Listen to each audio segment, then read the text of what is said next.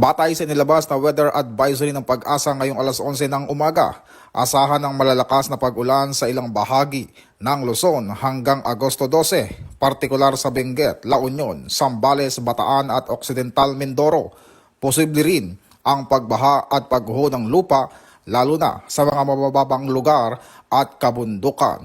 Pinapayuhan din ng mga otoridad ang publiko na manatiling alerto at bantayan ang mga susunod na abiso mula sa Pag-asa.